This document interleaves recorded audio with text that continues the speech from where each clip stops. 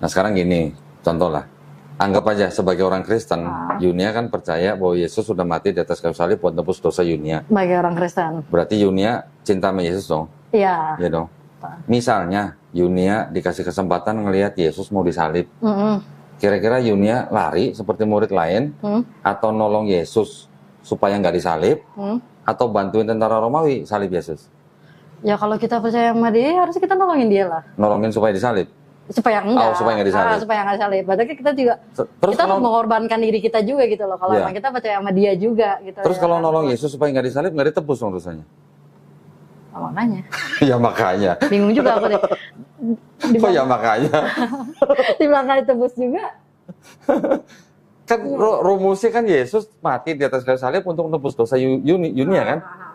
Kalau Yesus tolong Yesus supaya nggak disalib, nggak ada penebusan dosa dong.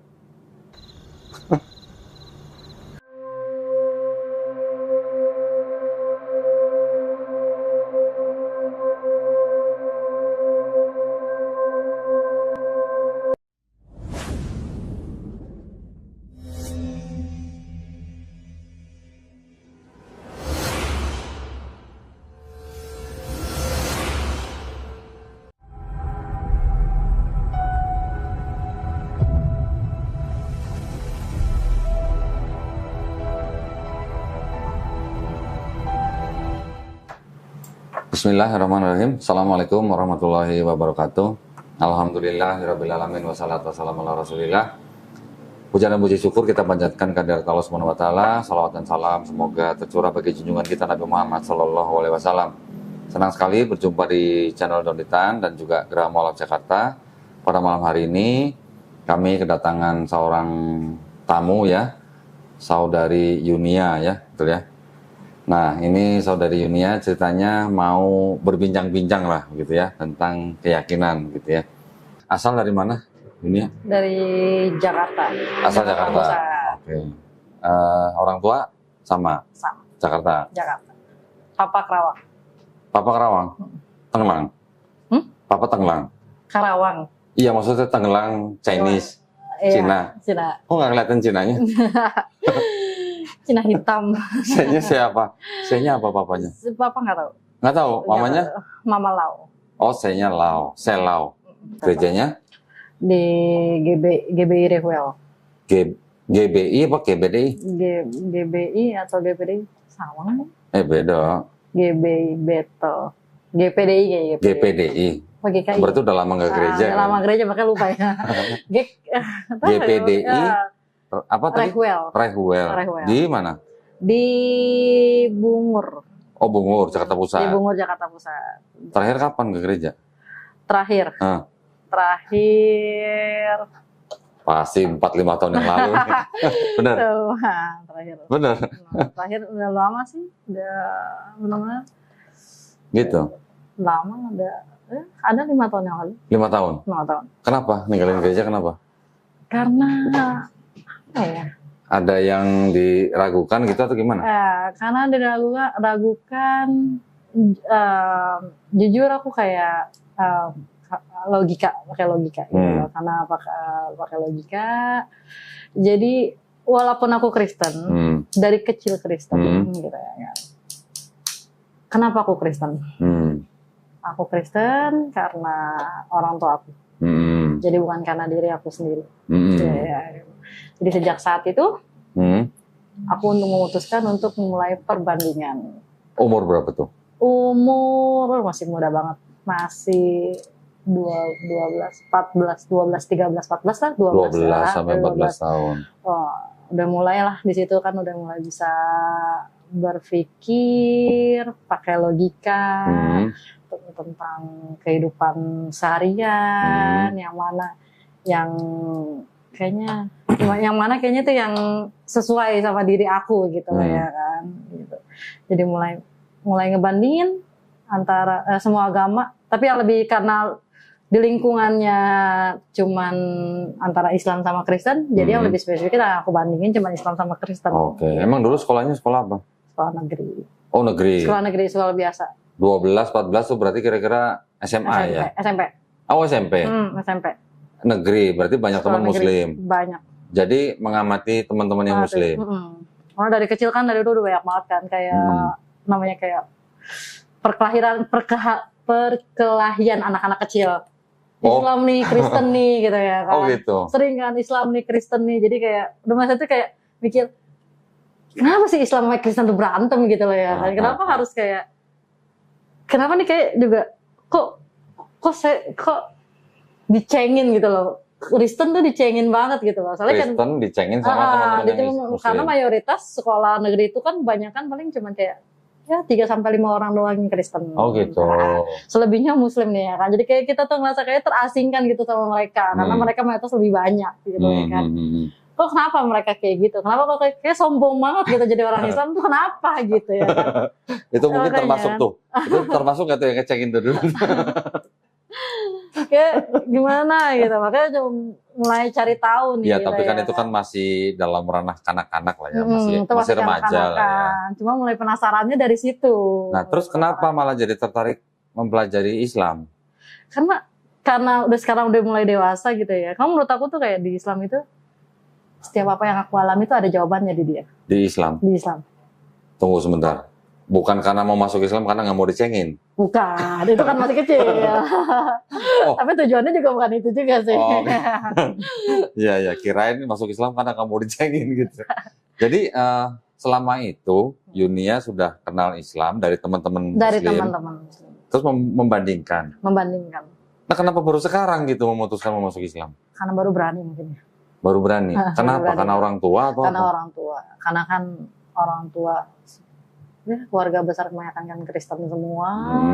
Orang tua taat gitu. Orang tua taat, terus juga emang adat orang tua perempuan aku emang agak keras gitu ya. Apalagi juga aku anak pertama kan. Jadi kita kayak anak pertama kamu udah menyimpang gitu ya kan dari keluarga. Takutnya nanti adik-adik kamu ngikutin. Jadinya kayaknya aku belum memberanikan diri kan. Sekarang udah besar gitu. Jadi kalau misalkan ada pertanyaan dari orang tua pun aku bisa jawab gitu. Jadi udah ada bekal lah gitu ya kan. Jadi aku baru berani saat ini. Tapi dulu di gereja aktif? Di gereja aktif. Jadi apa? Tiap minggu gereja.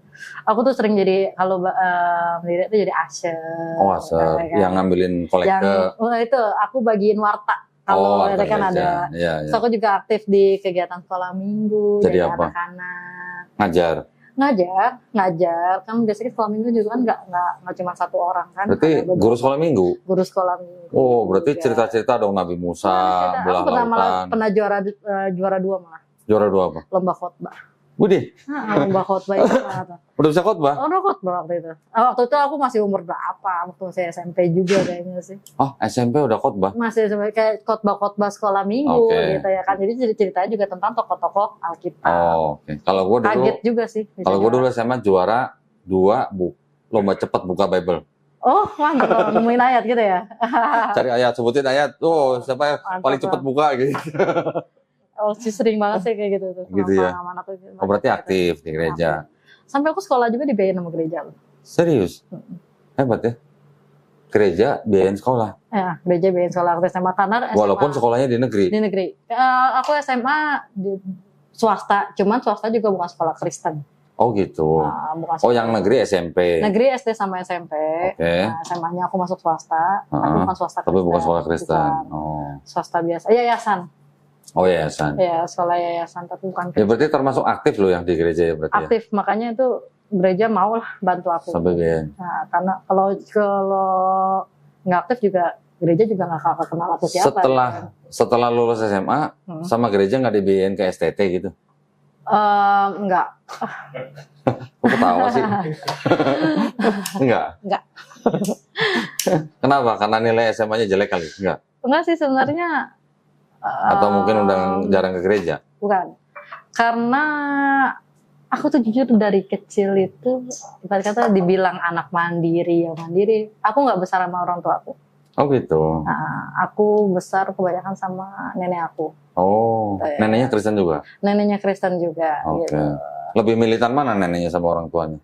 Lebih apa? Militan. Lebih taat mana? Lebih taat nenekku. Tuh kan, biasanya gitu. Lebih taat. Nenek saya juga dulu lebih taat ke gereja daripada mama saya. Iya, lebih taat ya. Aku sampai 2 gereja tuh ya kan. Oh ya? Cuman lebih aktif aku yang lebih masuk di satu gereja yang aku tekunin gitu kan. Nah, sekarang baru berani mau masuk Islam. Gimana ceritanya? Kok baru sekarang beraninya gitu? Apa mungkin sudah mandiri atau gimana?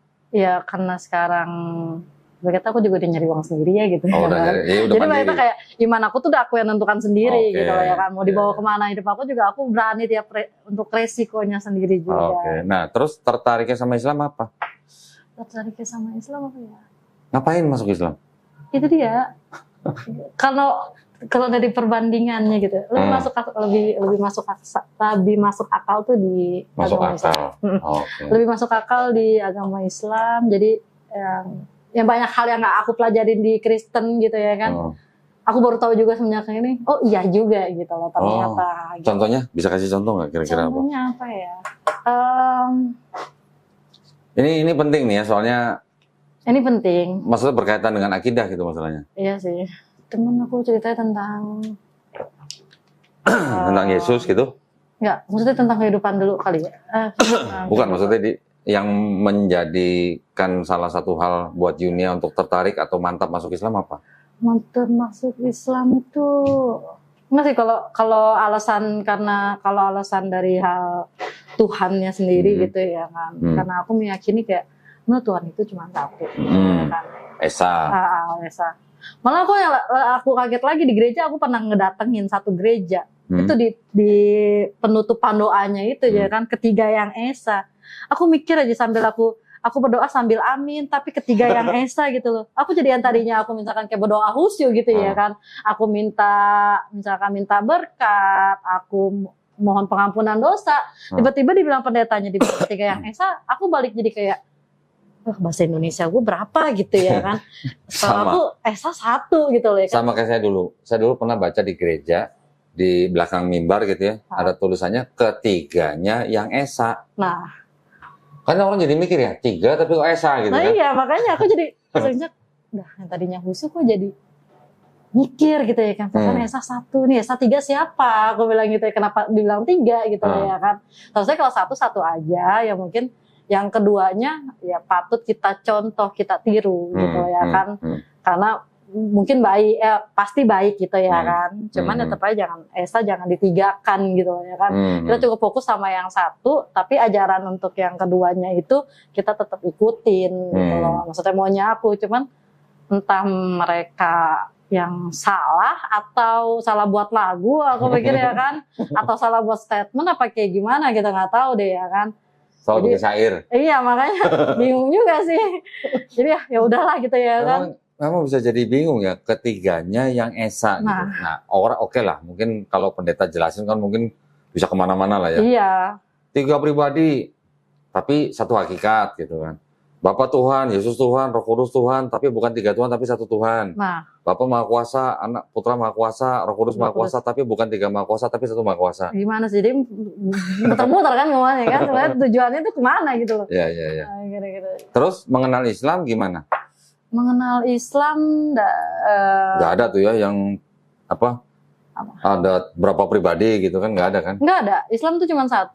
Ya maksudnya kayak Tuhan tuh tetap Tuhan Allah, Allah gitu ya kan, tetap Tuhan Allah. Cuman kan ada beberapa nabi-nabinya juga ya kan. Setiap nabi juga punya kelebihannya masing-masing, punya pengajarannya masing-masing gitu ya kan. Kita tetap ikutin gitu ya kan. Cuman aku juga masih kurang terlalu tahu ya tentang Islam gitu ya kan. Aku juga masih belajar gitu ya kan. Aku juga di Alkitab juga nggak tahu Nabi Muhammad karena di Alkitab di Kristen juga nggak ada Nabi Muhammad gitu.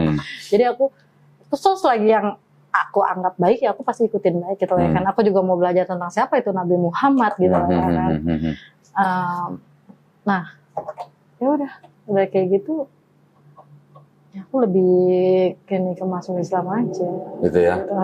Tapi ingat nggak di perjanjian lama kan ada perjanjian lama perjanjian baru. Di perjanjian lama semua yang disebut dengan nabi-nabi itu ngajarinnya Tuhannya 1 atau 3 pribadi? Tuhannya 1. Itu apa Nabi Isa atau Yesus itu aja dari perjanjian baru. Ya. Dalam Alkitab aja tuh nggak ada tulisannya Tuhan Yesus. Ada. Nggak ada, dia Tuhan doang. Iya, ada tulisannya Tuhan. Iya, cuman bukan maksudnya nggak ada menyatakan Tuhan Yesus gitu kan. Maksudnya Tuhan nggak pernah ngaku sebagai Tuhan. Iya, Yesus pun nggak pernah ngaku dirinya sebagai Tuhan. Malah Yesus menyuruh untuk menyembah dan berbakti hanya kepada Bapa. Iya, gitu kan. pada Tuhanmu, pada Bapa. Berarti dari perjanjian lama sampai Yesus pun semuanya kan ajarannya sama. Iya. Tuhan cuma satu. Tuhan cuma satu. Ulangan 64, ya kan? Nanti ada Adonai Elohenu, Adonai Ehad. Di Yesus di Markus 12:29 juga sama, mengulang. Berarti kan ajarannya sama. Ajaran sama. Terus di Islam juga sama ajarannya. La ilaha illallah. Iya. Tiada Tuhan selain Allah. Nah, terus kok bisa jadi Trinitas gitu? Dulu nggak diajarin sama pendetanya? Tahu deh kamu. Makanya aku juga bingung. Udah lupa. Atau gimana? Entahlah. Aku juga bingung juga sih. Ada ini nggak apa namanya? Misalnya percakapan sama pendeta atau sama keluarga, sama adik atau sama siapa gitu, ada nggak? Kalau sama pendeta sih aku nggak spesifik banget ya kalau ngomongin agama kayak gitu. Kalau sama keluarga? Kalau sama keluarga juga nggak sih, aku nggak pernah berdebat soal agama sih kalau sama keluarga gitu ya. Jadi kita kayak udah apa yang kamu pelajari ya kamu pedalamin diri sendiri. Intinya kalau di keluarga cuman kita kayak sering banget dulu di keluarga tuh ada mesbah keluarga gitu. Nah jadi setiap malam itu kita doa bersama nih, setiap malam kita doa bersama. Gitu?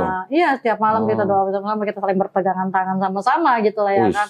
Itu setiap malam di sebelum masih anak kedua ya. Sampai umur berapa? Sampai 2 anak doang tuh ya. Sebelum ada 3 lagi gitu ya kan. Oh, adiknya berarti berapa? Belum ada. Oh, belum itu ada. aku mesbah keluarga itu pas aku cuma nama yang kedua doang. Waktu masih 2 saudara. Sebelum mungkin masalah-masalah yang bukan masalah sih, kayak beberapa ada problem-problem hidup juga datang, jadi udah jarang sih kayak gitu ya kan. Agak sempat meninggalkan juga keluarga. Jadi ya tapi maksudnya gini sekarang nih Yunia ya. Sekarang mau meninggalkan Kristen. Kan di Kristen Yunia dari dulu mungkin sampai tadi mungkin masih percaya bahwa Yesus kan sudah mati di atas kayu salib buat nebus dosa Yunia. Gimana? Masih percaya begitu atau mau ditinggalin? Atau ada yang mau ditanyain? Enggak sih, kalau untuk itu aku nggak terlalu, maksudnya kalau yang nggak terlalu berhubungan banget sama kehidupan saat ini gitu loh.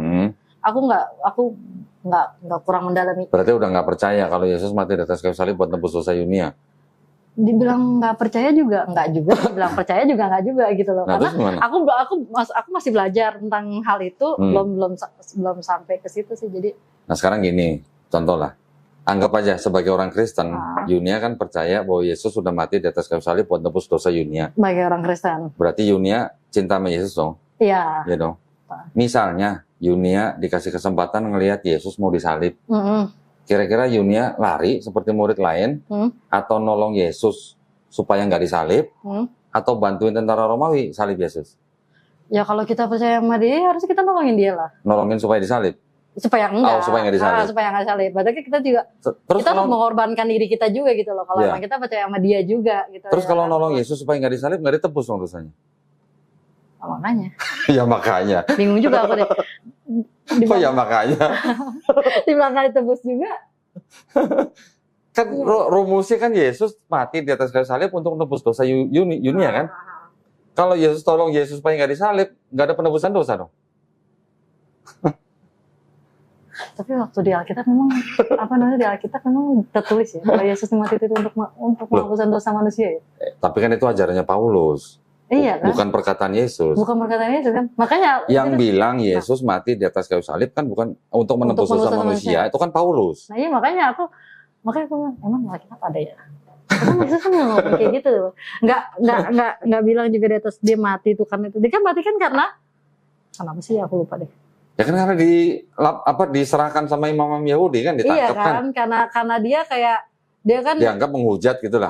Menganggap diri dia itu Mesias gitu ya kan. Ya anak Allah gitu lah. Iya, jadi dia atau menyebut dirinya Allah gitu lah. Makanya kayak gitu kan. Makanya ditangkap. Jadinya ada kan. Nah iya, ajaran gereja yang bilang kalau Yesus mati di atas kayu salib untuk nebus dosa Yunia kan Paulus. Dari Paulus kan. Makanya untuk saat ini makanya aku nggak kurang percaya gitu. Untuk itu aku bimbang, karena itu juga berarti aku bimbang. Nah, karena ya nggak ada. Sekarang ingat nggak Yunia? Yang menyerahkan Yesus ke imam Yahudi siapa? Yang berkhianat? Yudas Iskariot. Nah, Yudas Iskariot bisa menyerahkan Yesus ke imam Yahudi karena apa? Uang. 30 keping perak. Iya. Tapi sebelumnya waktu perjamuan kudus apa? Dia dibisikin sama siapa?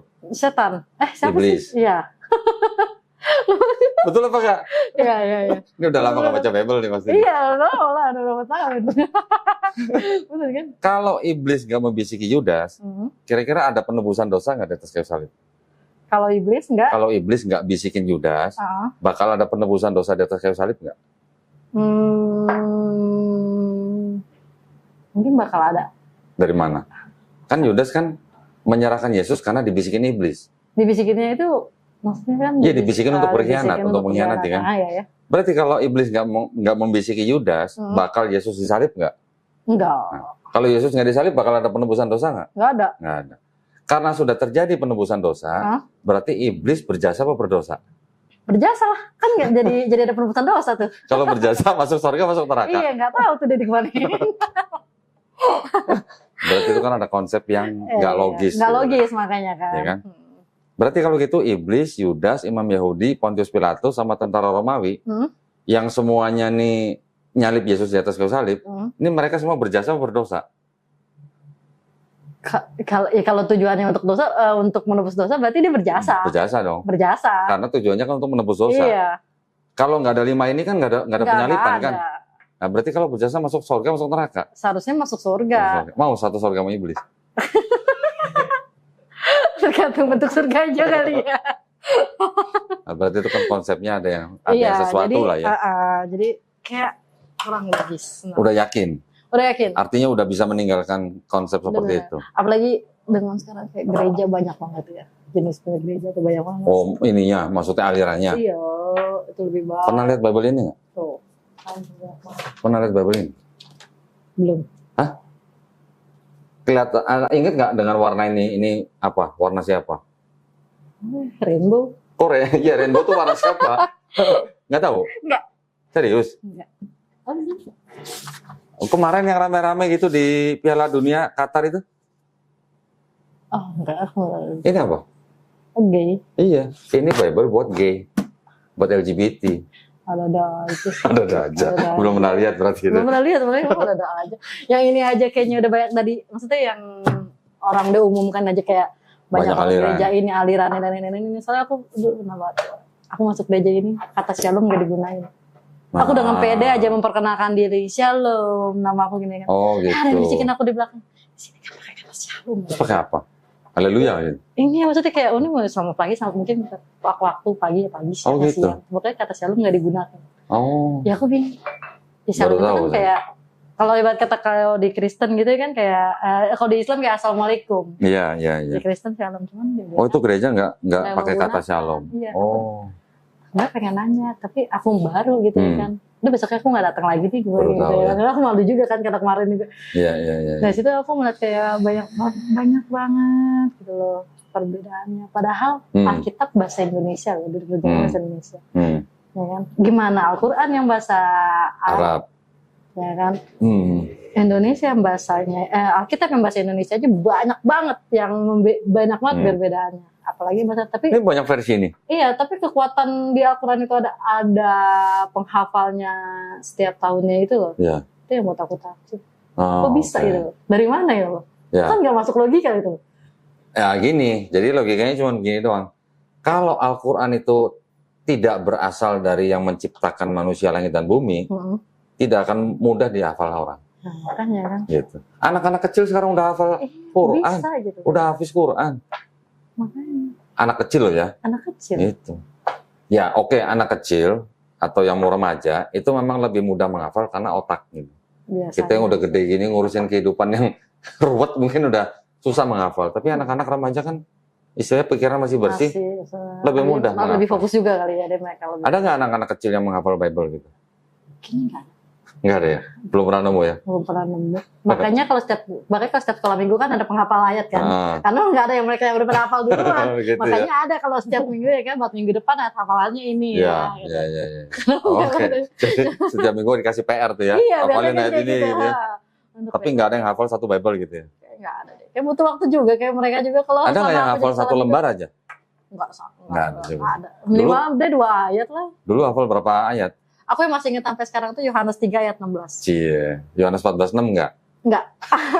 Cuman kalau hukum Taurat aku masih ingat. Apa coba? Pertama, 10 perintah maksudnya? Iya, Oke. hukum Taurat ya kan. Apa coba? Pertama tuh jangan ada padamu Allah lain di hadapanku. Coba kalau itu diterjemahkan ke bahasa Arab. Bahasa Arabnya apa? Aku nggak tahu. La ilaha illallah. Coba. Iya dong. Iya, makanya. Itu aja di situ tidak ada kan? Tidak Ada. jangan ada padamu ada Allah lain. Iya, berarti Kenapa apa? sama ini? Nah, itu dia makanya. Makanya tuh bingung. Sekarang kalau jangan ada Allah lain, ini kata Allah sebenarnya bermasalah, tapi nggak apa-apa lah kita bacaan aja lah. Iyalah. Jangan ada Allah lain di hadapanku. Berarti apa? Nggak boleh dong menyekutukan Tuhan yang Maha Esa dengan Tuhan yang lain dong. Itu kan dalam bahasa Arabnya la ilaha illallah. Tidak Tuhan selain Allah. Ya. Sama sebenarnya pesannya kan. Gitu. Mungkin belum banyak tahu tentang Islam lah ya. Tetapi nanti kalau makin lama, makin dalam, makin tahu, makin takjub. Iya. Untuk sedikit aja aku udah takjub. Apalagi nanti kalau belajar tentang kehidupan Rasulullah Nabi Muhammad SAW. Apa yang dilakukan? Memang banyak inilah ya tudingan-tudingan. Tapi yang menuding itu biasanya orang yang tidak tahu, nggak tahu apa, nggak tahu bahasa Arab, nggak tahu konteks, nggak tahu sejarah, nggak tahu latar belakang. Biasanya begitu. Nah, indah Islam tuh. Kira-kira indahnya apa? Apa ya? Aku kayak apa ya? Aku juga mungkin Kristennya juga belum terlalu yang Kristen banget juga ya. Aku juga masih tapi kan udah ngajar sekolah minggu. Iya. Tapi menurut ilmu aku juga belum seperti kayak pendeta-pendeta yang tahu gitu ya kan. Indahnya itu yang aku tuh sering kayak posisi antara pria dan wanita. Dipisah. Kayak, atau gimana? Kewajiban kalau udah berumah tangga, kok sih kalau perempuan itu harus nurut banget sama laki-laki gitu ya. Kayak nggak adil banget gitu untuk wanita. Nggak adil? Iya, kayak nggak adil banget untuk wanita gitu. Terus? Apa-apa harus ini suami, apa-apa harus tentang suami, apa-apa harus begini dilarang, apa-apa harus begini. Itu kenapa gitu loh? Kok nggak adil banget? Kayak banyak banget. Sedangkan laki-laki cuma tugasnya kayaknya sedikit gitu loh ya kan. Kata siapa? Nggak ngerasain pusingnya cari nafkah dia. Tapi pas aku iniin gitu ya kan. Suami itu tuh bertanggung jawab kalau udah bersuami, suami istri gitu ya. Suami itu bertanggung jawab atas dosa kamu gitu. Iya. Nah itu dia, makanya aku baru tahu kayak gitu ya kan. Selama ini kan aku cuma mikir dosa mau urusan ntar gitu lah ya kan. Yang penting dunia dulu. Nah itu dia, aku masih mikirin dunia. Tapi pas udah tahu ya kan, ternyata kayak gini.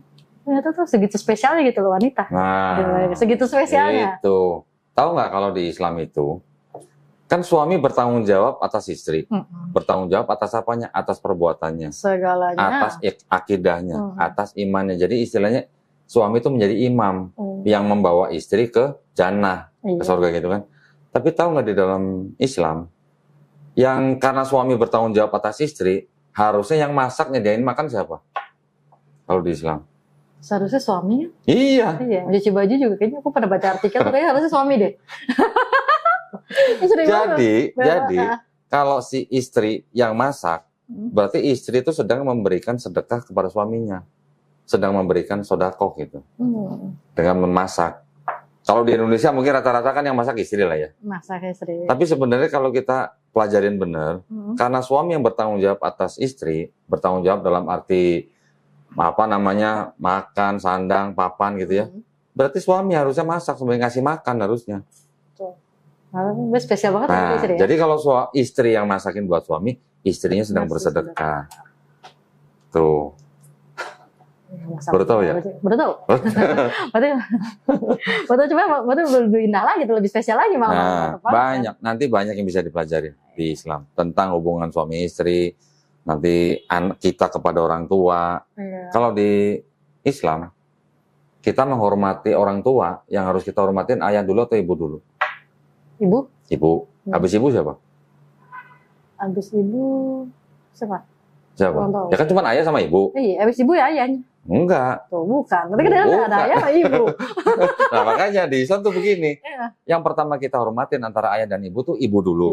Habis ibu, ibu lagi. Oh, ibu lagi. Nah, habis ibu lagi. Sampai 3 kali. Baru yang keempatnya ayah. Artinya apa?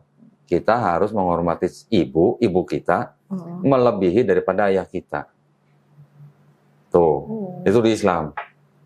Baru tahu lagi pasti. Baru tahu, karena kan menurut kitab itu juga baru sebagiannya. Iya, nggak apa-apa ya. Namanya nanti kalau udah masuk Islam bisa belajar lebih banyak, jauh lebih banyak. Banyak sekali pelajaran dalam Islam. Makanya. Untuk kehidupan sehari-hari, ibadah, ya nanti ada sholat, ada zakat, ada puasa, ada haji kalau mampu.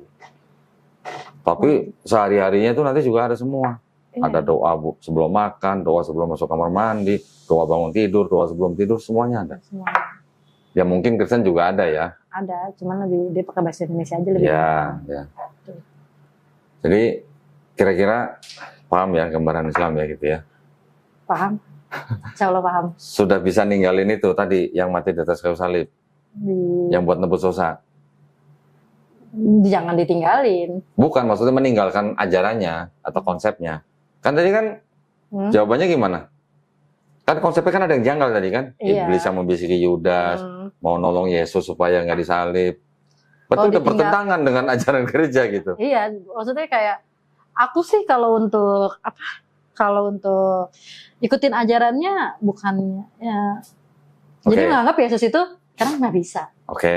Ajaran-ajarannya bisa, aku ikutin. Tapi kalau untuk yang kayak terlalu menjadikan Tuhan, penebusan dosa, itu jelas. Itu aku kayak. Sekarang saya mau nanya nih, kan dari kecil ke gereja, pernah dengar dong ayat kalau kamu ditampar pipi kiri kasih pipi kanan?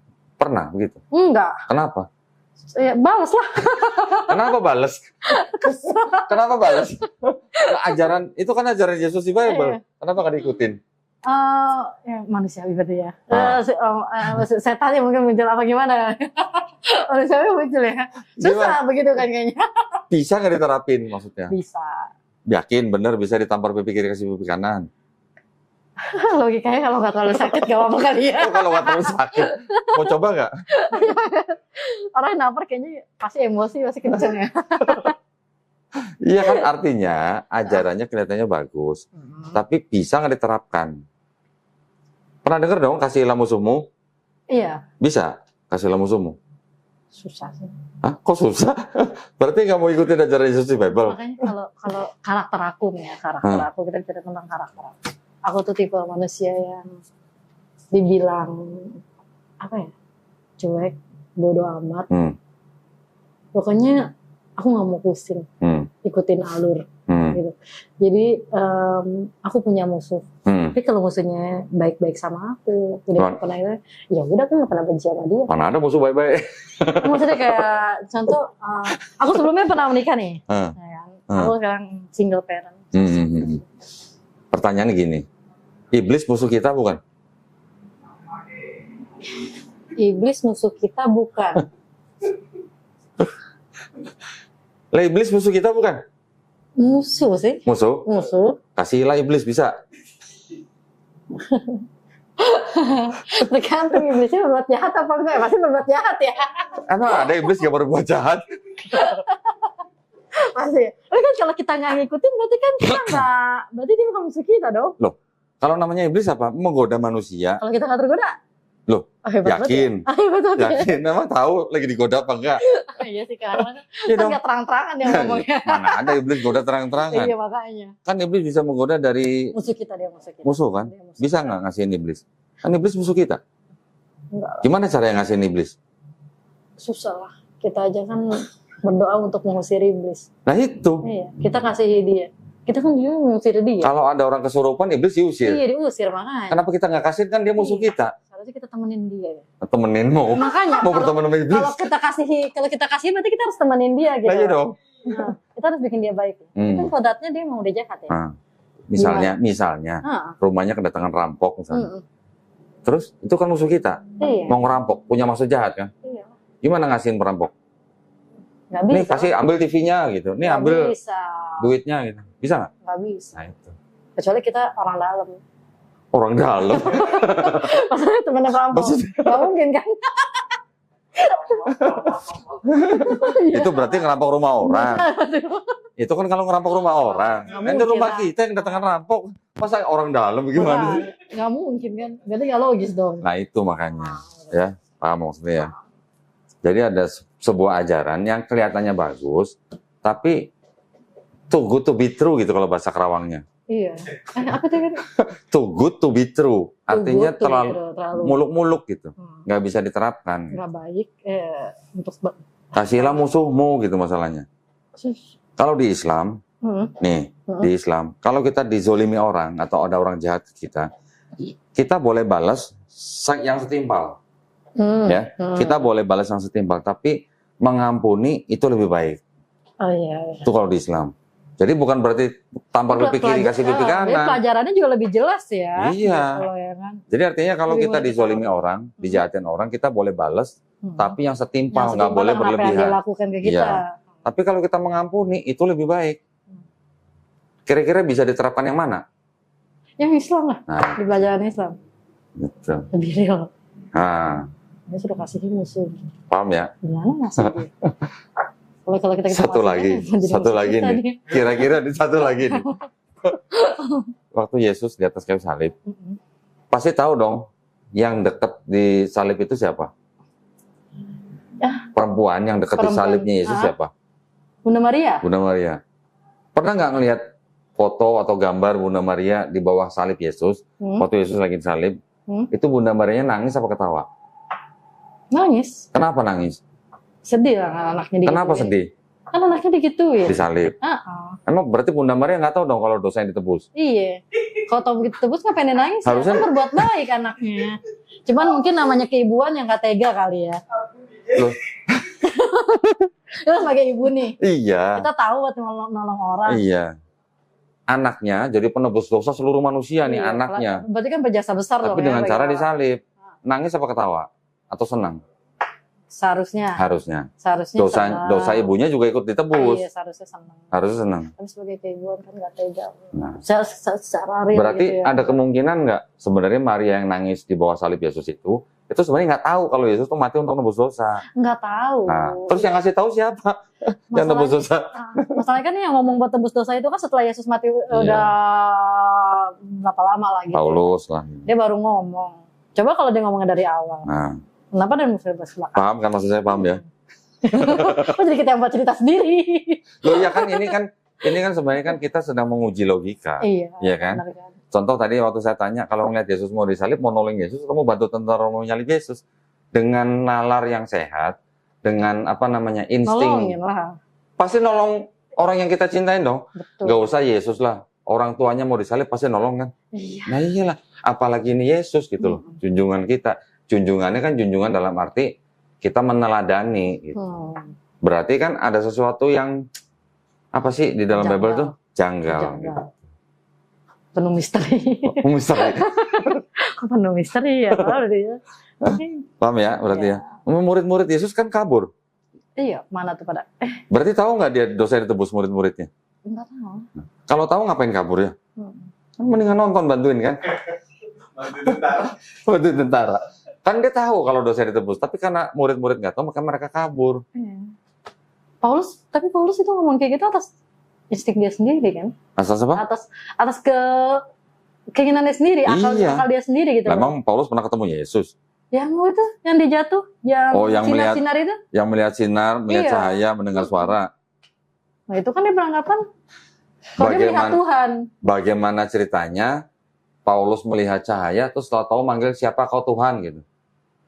Gimana ceritanya Paulus tahu cahaya itu Tuhan gitu? Iya makanya dia spekulasi sendiri. Itu juga ini janggal gitu. Makanya kan seorang Kristen itu kan nggak. Ya, sekarang gini, di seluruh perjanjian lama ada nggak konsep penebusan dosa pakai darah manusia? Nggak ada. Semua pakai darah hewan. Darah hewan. Tiba-tiba di perjanjian baru, lu nggak selamat kalau nggak ada darah manusia yang tertumpah nih. Iya. Pakai darahnya. Ada perbedaan. Ishak Ismail. Yang mana? Yang mengorbankan. Pengorbanan. Yang Nabi Abraham. Itu cerita lain lah. Tapi kan nggak jadi disembelih. Nggak jadi. Itu kan ujian. Abraham sedang diuji gitu kan. Tapi sebenarnya maksudnya kayak penyembelihan itu semua darah hewan. Iya hewan. Semua darah hewan itu bisa lembu atau sapi, bisa kambing atau domba. Kalau nggak punya duit bisa burung tekukur. Kalau nggak punya duit lagi bisa tepung terigu. Bisa diganti. Bahkan kalau nggak punya tepung terigu, nggak bisa nyampe ke bait suci, dari jauh bisa berdoa dan bertobat. Dengan cara apa aja ya untuk suci ya, nggak dipaksa Ini tiba-tiba harus ada yang mati di atas kayu salib untuk nebus dosa manusia. Kan udah beda nih. Dari mana? Dari mana coba kira-kira tahu nggak? Dari mana? Konsep pengorbanan darah manusia dari mana tahu? Dari penganut pagan. Apa? Pagan itu yang penyembah dewa-dewa. Jadi mereka memahami itu kalau nggak pakai darah manusia nggak selamat gitu. Berarti konsepnya juga Kristen juga udah dicampur tangan dari agama-agama lain juga ya? Semuanya. Cerita-cerita tentang pagan nih. Pagan di dalam kekristenan. Ritualnya. Yang perjamuan kudus, pakai roti, pakai anggur. Dulu sering kan? Iya. Bagi-bagi roti sama anggur. Tiap bulan. Tiap awal bulan. Tiap awal bulan. Minggu awal bulan. Itu juga sebenarnya ritual pagan dari Mesir. Dewa Osiris gitu. Tapi bukannya mereka ngikutin itu yang perjamuan itu? Perjamuan apa? Perjamuan yang kata Yesus sebelum disalib sama ke-12 muridnya? Iya. Iya. Nah kan itu yang sekarang menjadi ritual tiap bulan di gereja. Makanlah tubuh dan minumlah darahku dengan makan dan minum darahku, makan tubuhku dan minum darahku, kalian mengingat aku. Iya. Ya kan? Barang siapa makan tubuhku dan minum darahku akan memperoleh hidup yang kekal. Itu sama dengan tulisan-tulisan di teks peti mati yang di Mesir. Pernah dengar dong, Yohanes 14:6, akulah jalan, kebenaran dan hidup. Dan kebenaran dan hidup. Bisa datang ke Bapa kalau tidak melalui Yesus. Lah Dewa Mitra juga disebut jalan dan kebenaran dan hidup. Gembala yang baik malah Mitra. Oh, jadi banyak jalan dong. Banyak jadi jalan. Gimana nih? Banyak yang menjadi jalan gitu. Iya, banyak yang menjadi jalan ya. Artinya konsep-konsep itu sebenarnya sudah ada jauh sebelum ada Yesus. Sebelum ada Yesus itu sudah ada kepercayaan-kepercayaan orang selamat dengan cara apa? Ada yang dituhankan dengan cara mati, kemudian bangkit dari ketiga menjadi juru selamat. Gitu. Nah Islam nggak kenal yang gitu-gituan. Iya, langsung udah tujuannya udah satu. Kalau di Islam mau selamat, yang ngikutin perintah. Iya, nggak mau yang melanggar perintah ya nggak selamat gitu aja. Sama sebenarnya dengan di Perjanjian Lama. Perjanjian Lama apa? Yang mati itu yang berdosa. Seorang anak tidak menanggung kesalahan ayahnya. Seorang ayah tidak menanggung kesalahan anaknya. Caranya gimana kalau mau selamat? Basuhlah, bersihkanlah dirimu, jauhkanlah perbuatan-perbuatan jahatmu dari depan mataku, mata Tuhan maksudnya. Berhentilah berbuat jahat, belajarlah berbuat baik, usahakanlah keadilan, belalah hak anak-anak yatim, kendalikan orang-orang kejam, belalah hak anak-anak yatim, perjuangkan perkara janda-janda, baiklah, marilah kita berperkara. Firman Tuhan tulisannya. Jikalau dosamu merah seperti kirmizi, akan putih seperti salju. Jikalau dosamu merah seperti kain kesumba, akan putih seperti bulu domba. Berarti perlu nggak ada orang yang mati di atas kayu salib buat nebus dosa? Nggak usah. Nggak usah, gitu. Itu di Perjanjian Lama. Tapi di Perjanjian Baru tiba-tiba kalau nggak ada yang mati di atas kayu salib, dosa lu nggak diampunin. Bisa berubah ya? Kok nanya saya? Iya, makanya. Siapa kayak yang nulis? Yang aktif di gereja dia. Kalau untuk Perjanjian Lama itu kan memang ada yang menulis, yang penting Nabi Musa ya yang menulis. Enggak, sebenarnya enggak. Gini, jadi sebenarnya Perjanjian Lama itu sebenarnya bukan punya Kristen. Perjanjian Lama itu sebenarnya kitabnya orang Yahudi. Oh ya. Kan bahasa Ibrani itu diterjemahkan ke bahasa Yunani. Oh ya. Setelah jadi bahasa Yunani, dioprek nih sama Bapak Gereja nih. Baru menjadi Perjanjian Lama. Udah Perjanjian Lama, baru ditambahin dengan Perjanjian Baru. Nah, itulah kitabnya orang Kristen. Oh ya, soalnya kan orang Kristen kan lebih ke dominan ikut Yesus, sedangkan Yesus kan ada di Perjanjian Baru. Baru, iya. Gitu. Dia, Perjanjian Lama, berarti dia nggak terlalu Perjanjian Lama. Sebenarnya Perjanjian Baru dengan Perjanjian Lama tuh sebenarnya nggak ada hubungannya, kecuali hanya penulis-penulis Perjanjian Baru itu banyak ngutip dari Perjanjian Lama. Jadi kalau nggak ada Perjanjian Lama, nggak akan ada Kristen. Iya. Gitu. Jadi udah paham ya? Kira-kira ya? Mantap masuk Islam. Mantap. Ya orang ada jawabannya semua kok di Islam. Iya. Masuk akal semua. Logis. Nah itu. Alhamdulillah berarti ya udah tinggal syahadat aja ya. Gimana? Oke. Baik, bismillah ya. Alhamdulillah saudari Yunia pada malam hari ini sudah menyatakan keinginannya untuk masuk agama Islam. Alhamdulillah. Jadi sudah mantap ya. Nah kalau pakai hijab sekarang malah kelihatan Cinanya loh. Serius. Tadi nggak pakai hijab malah nggak kelihatan Cinanya ya. Iya, Pak. Lucu ya. Alhamdulillah. Nah, jadi gini. Sudah pernah dengar kan ya 2 kalimat syahadat? Pernah ya? Asyhadu alla ilaha illallah wa asyhadu anna Muhammad dan Rasulullah. Pernah dengar ya? Artinya juga sudah tahu kan? Tiada Tuhan, aku bersaksi tiada Tuhan selain Allah, dan aku bersaksi Nabi Muhammad adalah utusan Allah. Udah cuma gitu doang. Perlu latihan? Enggak. Nggak usah, langsung ya. Baik, kalau gitu kita akan melakukan prosesi syahadat.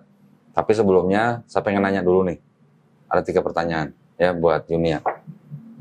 Pertama, apakah Yunia ini mau masuk Islam atas kemauan sendiri atau ada paksaan dari orang lain? Kemauan sendiri. Kemauan sendiri. Yakin? Yakin. Alhamdulillah. Yang kedua, Yunia masih punya orang tua kan tadi kan? Pasti. Mereka sudah tahu belum kalau Yunia mau masuk Islam? Tahu. Tahu? Tahu. Keberatan? Enggak. Enggak. Ya. Alhamdulillah dong. Tapi andai kata misalnya keberatan juga Yunia boleh membantah tapi harus dengan cara yang paling lembut ya. Yang ketiga, di dalam Islam itu ada syariat-syariat Islam. Yang pertama setelah syahadat nanti ada sholat, puasa, syahadat, sholat, zakat, puasa, haji jika mampu ya. Apakah kira-kira saudari Yunia berjanji di hadapan saya dan di hadapan Allah Subhanahu wa taala untuk melaksanakan syariat tersebut? Insya Allah. Insya Allah. Udah bisa ngomong insya Allah. Alhamdulillah. Jadi tidak ada lagi yang menghalangi saudari Yunia ya untuk bersyahadat. Ikutin kata kalimat saya. Nah, dalam bahasa Arab nanti dilanjutkan dalam bahasa Indonesia. Oke. Bismillahirrahmanirrahim. Asyhadu alla ilaha illallah wa asyhadu anna Muhammadan Rasulullah. Aku bersaksi tiada Tuhan selain Allah. Dan aku bersaksi Nabi Muhammad adalah utusan Allah. Alhamdulillah. Saya. Alhamdulillah. Allahu Akbar. Selamat buat saudari Yunia. Ada yang perlu saya sampaikan. Kalau di dalam Islam itu kita memahami begini. Setiap bayi yang lahir itu sebenarnya fitrahnya adalah muslim. Muslim adalah orang yang berserah diri hanya kepada satu pencipta atau satu Tuhan. Jika bayi ini nanti besar, dia menjadi Kristen, Yahudi atau Majusi, itu karena orang tuanya. Tetapi ketika dia mengenal Islam, atau mungkin dia sampai menerima Islam, bahkan sampai dia mau masuk Islam, itu artinya sebenarnya dia bukan pindah agama. Tapi sebenarnya itu kembali ke fitrahnya. Kembali ke fitrah sebagai orang yang muslim gitu. Ya, muslim itu artinya orang yang berserah diri kepada satu Tuhan. Dan di dalam Islam kita juga memahami, setiap orang yang masuk Islam, itu insya Allah dosa-dosanya diampuni. Dari mulai akil balik sampai dia masuk Islam. Insya Allah ya, dosanya semua diampuni. Tetapi, ya, kebaikan yang sudah pernah dilakukan, dari mulai akil balik sampai masuk Islam, itu nggak dihilangin. Tetap dicatat sebagai pahala, insya Allah. Jadi dosanya diampunin, kebaikannya tetap dicatat. Ya, Alhamdulillah. Oh ya, sebentar. Ini saya ada buku panduan sholat. Ya, nanti bisa dibaca. KTP-nya tadi, oh ya dari foto ya. Udah. Sebentar ya. Sebentar.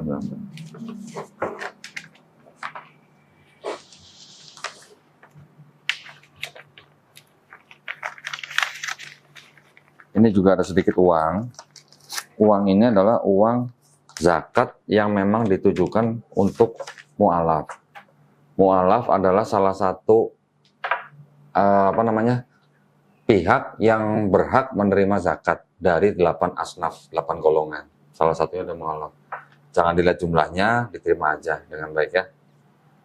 Ini tolong diterima aja. Terus kemudian nanti sebentar. KTP-nya kan tadi sudah dikirim pakai foto ya. Nanti kita akan keluarkan sertifikat. Nanti tolong mau PDF-nya aja atau mau di print?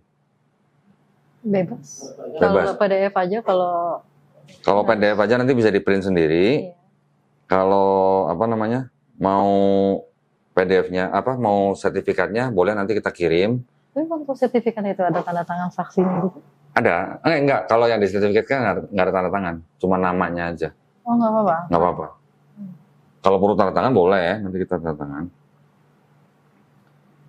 Berarti ini namanya Yunia Santi ya? Yunia Santi. Oke, Yunia Santi. Alamatnya, alamat pengiriman sertifikatnya sama dengan KTP? Sama ya? Oke, nanti kita kirim sesuai alamat ini ya. Baik, kalau gitu, alhamdulillah saudari Yunia pada malam hari ini sudah menjadi seorang muslim. Mudah-mudahan kami semua berdoa, mudah-mudahan Yunia istiqomah. Istiqomah itu konsisten gitu ya. Dan kita semua berdoa agar kita semua dihindarkan dari api neraka. Ya, insya Allah. Nah, jadi apapun yang sekarang sudah Yunia jalani, Yunia sudah menjadi seorang muslim, tolong ditunjukkan akhlak seorang muslim. Nanti belajar step by step. Bukan belajar semalam suntuk misalnya untuk misalnya macam-macam ya. Tapi belajarnya step by step aja. Yang pertama belajar sholat, karena setelah syahadat yang terutama adalah sholat. Ya, pelan-pelan nanti Ustadz Agus bisa bantu apalah dengan bacaan sholat atau apa, yang penting coba langsung hafalkan Al-Fatihahnya dulu. Kalau belum bisa, sholat dengan mengikuti atau menjadi jamaah gitu. Bacanya subhanallah aja cukup. Apa ikutin gerakannya? Gerakannya aja ikutin. Oke? Ya, sekali lagi selamat buat Yunia, mudah-mudahan diberi kekuatan dan kesabaran, juga istiqomah, dan insya Allah husnul khotimah. Ya, baik, kalau begitu terima kasih banyak atas perhatiannya. Wabillahi taufiq wal hidayah. Wassalamualaikum warahmatullahi wabarakatuh. Waalaikumsalam warahmatullahi wabarakatuh.